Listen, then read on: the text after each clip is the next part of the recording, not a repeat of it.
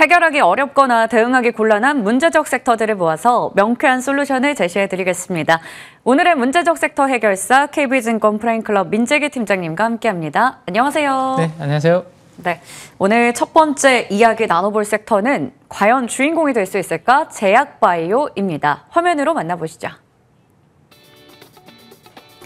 미국의 7월 구인 건수가 10개월 만에 최저치를 기록하자 금리 인하 기대가 더 커지죠. 하반기 연이은 글로벌 학회 일정부터 마운자로의 흥행 소식까지 모두 다 제약바이오주에게 유리한 분위기가 조성되는데 드디어 제약바이오주의 본격 상승기인가요?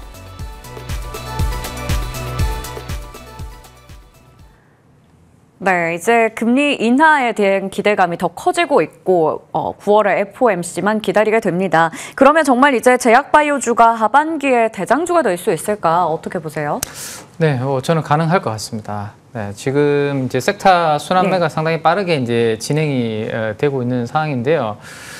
일단 제약바이오는 상반기 때 상대적으로 좀 부진했던 대표적인 섹터이기 때문에 하반기에는 기대감을 좀 가져볼 수 있을 것 같습니다.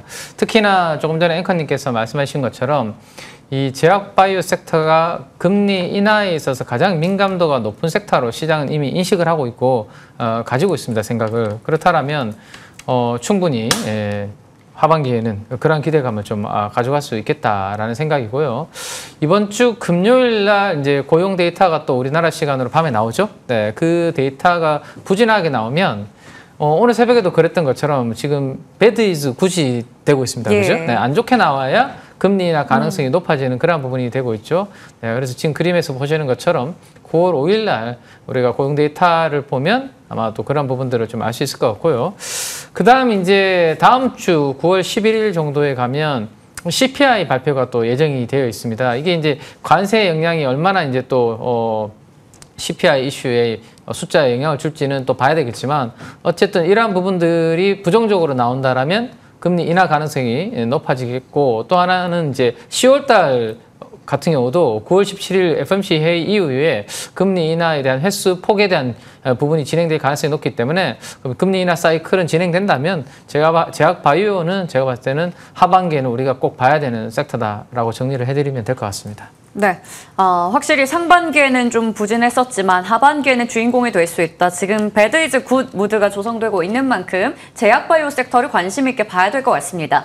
그도 그럴 게 이 하반기에는 정말 많은 학회 일정들이 있거든요. 네. 제일 먼저 시작되는 게 바로 세계 폐암 학회입니다. 여기에 이제 리가켄바이오, 유한양행 등을 관련주로 볼 수 있을 텐데 주가가 좀 쉬어가고 있는 것 같아요. 일단 또 막상 학회에서 뭔가 이야기가 나오고 나면 세론이 되지 않을까 뭐 이러한 경계감도 있는 것 같습니다. 이럴 때 오히려 우리가 좀 관련주는 담아야 될까요? 네, 오히려 제가 봤을 때 리가켄바이오, 네. ABL바이오 뭐 이런 종목들은 대표적으로 알테오젠도 마찬가지고요. 예. 네, 좀 밀리면 사실은 조정을 받으면 좀 기회라고 보는 게 맞는 똘똘한 기술력을 가지고 있는 종목이라고 볼 수 있을 것 같습니다.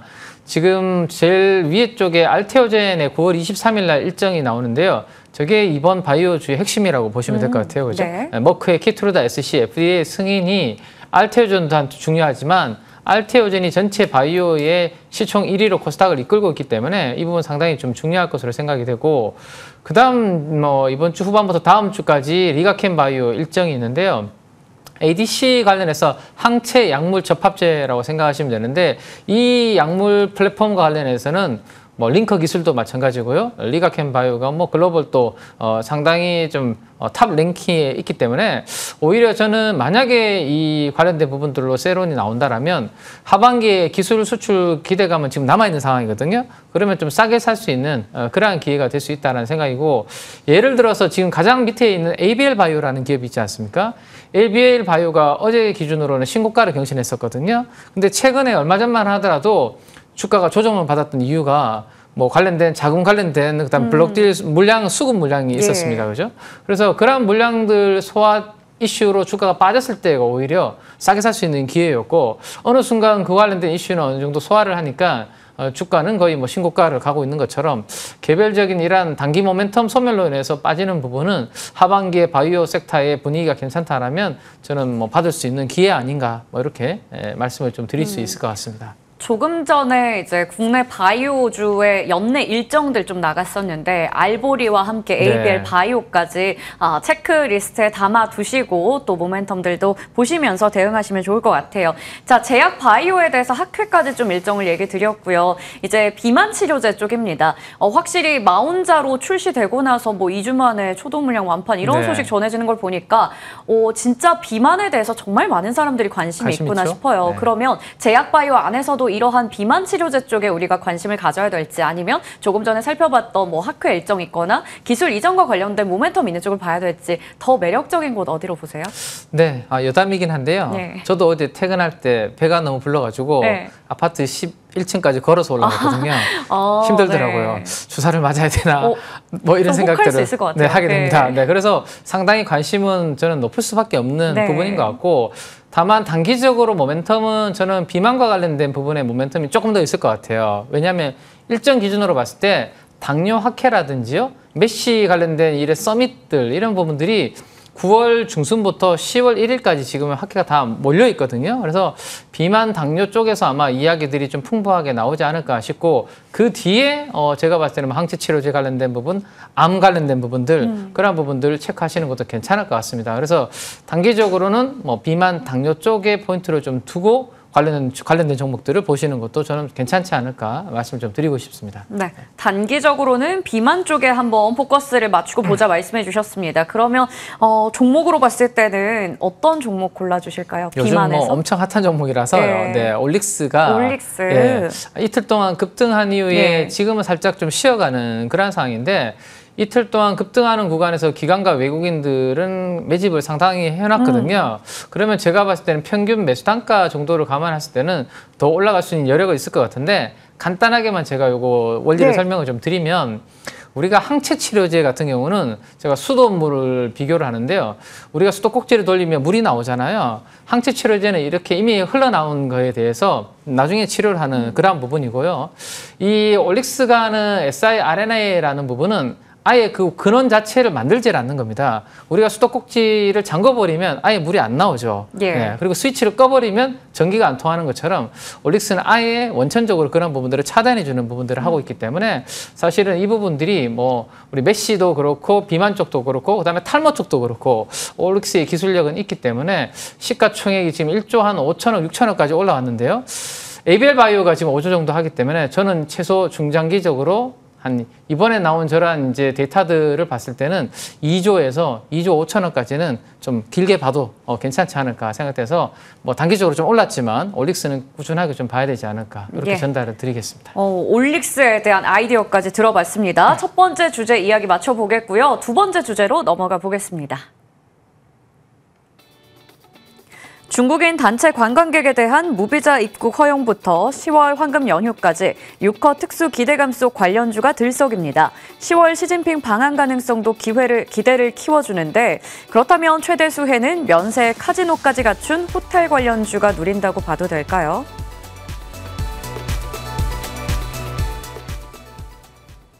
네, 앞서 살펴봤던 이슈들 때문에 호텔 관련주에 대한 기대가 커지고 있습니다.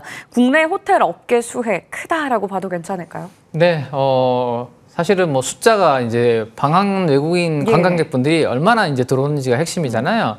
근데 이미 9월 초에 나온 데이터를 보면 지난 코로나 직전은 이미 뛰어넘은 걸로 지금 이번엔 이제 숫자가 다 알려지고 있습니다. 그래서 확실히 숫자적으로는 뭔가 모멘텀이 생기고 있다라는 것은 분명한 것 같고요. 그 다음에 이제 제가 지난번에도 한번 말씀드렸지만 어쨌든 10월 1일부터 전후로 우리가 중국에 아주 긴 또 국경절 연휴가 또 있고요. 이번에 애플 TV를 통해서 또 이제 새로운 또 노래 배틀 하는 프로그램이 또 싸이도 나오고 하면서 방영이 되는데 그런 부분들로 인해서 한국과 관련된 상당한 이제 문화, 음식료 같은 부분들도 알려주는 계기가 됐기 때문에 훨씬 더 많은 분들이 찾아오지 않을까라는 생각입니다. 그러면 뭐 예전에도 말씀드렸지만 결국에는 뭐 먹는 것도 중요하지만 잠을 자야 되는데요. 우리는 뭐 호텔을 지금 막 짓고 있는 그런 상황이 아니기 때문에 당분간은 제한된 객실 수에서 객실 단가는 올라가고 이 호텔 관련된 부분들을 가지고 있는 사업을 하고 영위하고 있는 기업들한테는 적어도 이 국경절 있는 그 모멘텀까지는 분위기는 괜찮을 것 같고요. 문제는 그 전에 주가가 많이 오르면요. 오히려 그 이후로는 주가가 좀 쉴 수 있는 가능성 정도는 일단은 생각을 해두실 필요는 있을 것 같습니다. 네, 확실히 그 인바운드에 대한 기대도 크고 이미 숫자로도 확인이 되고 있기 때문에 우리가 관심 있게 볼만한데 또 10월 그 기간을 전후로 해서는 대응 전략 잘 세워야 될 것 같아요. 주가 위치가 어디에 있는지에 따라서요. 자, 그러면 6호 특수에 대한 기대감을 제외하고 우리가 2차 소비 쿠폰 같은 뭐 국내 내부적으로 봤을 때 내수 회복 기대가 높아지잖아요. 이것만 가지고도 소비주가 뜬다라고 볼 수 있을지 궁금합니다. 물론 제가 봤을 때는 안 나눠주는 것보다 뭐라도 받으면 그걸 가지고 우리가 쓰게 되니까요. 네. 그리고 가가지고 이제 그것만 쓰는 게 아니라 뭐 다른 게 있으면 조금 더 사게 되는 부분도 있기 때문에 이 소비 쿠폰 관련된 부분은 당연히 이제 유통이라든지 소비 쪽에는 영향을 긍정적으로 좀 줄 수밖에 없다라는 생각은 좀 듭니다. 그래서 그 기대감이 있고 작년도에 워낙 우리가 이제 내수 소비 유통 쪽이 안 좋았기 때문에 YOY를 주식시장에서는 상당히 중요하게 보죠, 그죠? 작년 대비해서 전년 동기 대비해서 어떻게 달라졌는지 이런 부분들을 좋게 보는데 작년은 워낙 안 좋았고 올해는 그런 쿠폰들을 나눠줌으로 인해서 어쨌든 숫자가 찍히는 부분이 있기 때문에 YOY 성장률로 봤을 때는 충분히 그들은 괜찮은 분위기가 될 수 있고요. 제가 항상 이 목요일 날 이 시간에 그 우리 더 현대서울 있잖아요, 여의도에. 네. 그쪽에 지하를 항상 이렇게 다닐 일이 있어서 갔다 오는데 좀 전에도 제가 그쪽을 통해서 왔는데요. 평일이잖아요. 평일인데 사람 엄청 많습니다, 지금도. 네. 특히 그리고 외국인 분들도 엄청 많더라고요. 그래서 뭐 현대백화점 같은 경우는 그러한 모멘텀들도 저는 같이 좀 가지고 있다라고 보셔도 괜찮을 것 같습니다. 네, 요즘 뭐 쇼핑뿐만 아니라 여러 가지 즐길 게 많다 보니 먹을 게 너무 많더라고요. 네, 그렇죠. 활발하게 사람들 다니는 것 같아요. 그러면 이 호텔 관련주들 안에서도 우리 기술적으로 한번 분석을 좀 해봐야 될 것 같습니다. 지금 전반적으로 오늘 분위기가 좋거든요. 지금의 위치 어떻게 보세요? 대표적으로 그냥 호텔 신라를 먼저 한번 점검을 좀 해드리고 싶은데 왜냐하면 이게 주가가 다른 종목들보다는 조금 탄력은 그렇게 세지 않은 것 같은데 오늘은 좀 움직입니다. 네. 근데 호텔 신라의 실적을 분해를 해보면요.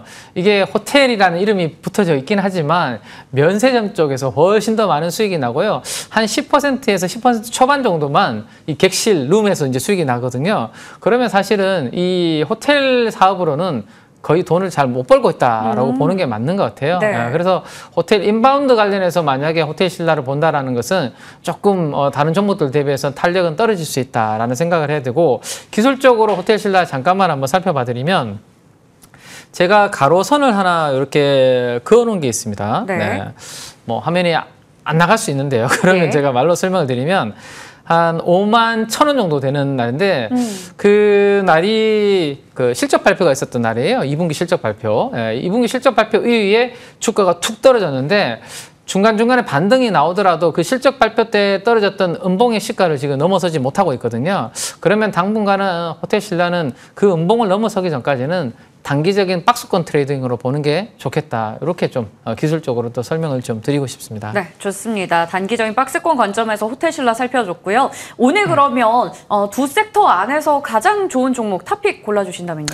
예, 우리가 이제 호텔은 많이 봤는데요. 그중에 또 GSP&L이 오늘도 한 12% 오르면서 계속 올라갑니다. 그죠? 네. 근데 그 올라가는 종목을 따라잡기는 조금 부담스러울 수 있으니까 오히려 JS 코퍼레이션처럼 호텔은 작년에 인수했는데 그걸 잘 몰라서 주가가 지금 빠져있고 별로 안 올라온 그랜드 하얏트를 인수했거든요. 그래서 JS 코퍼레이션 정도가 밸류에이션으로는 부담 없다. 이렇게 정리드리겠습니다. 네, 저평가 매력이 부각되고 있는 JS 코퍼레이션 눈여겨보도록 하겠습니다. 지금까지 KB증권 프라임클럽 민재기 팀장님과 함께했습니다.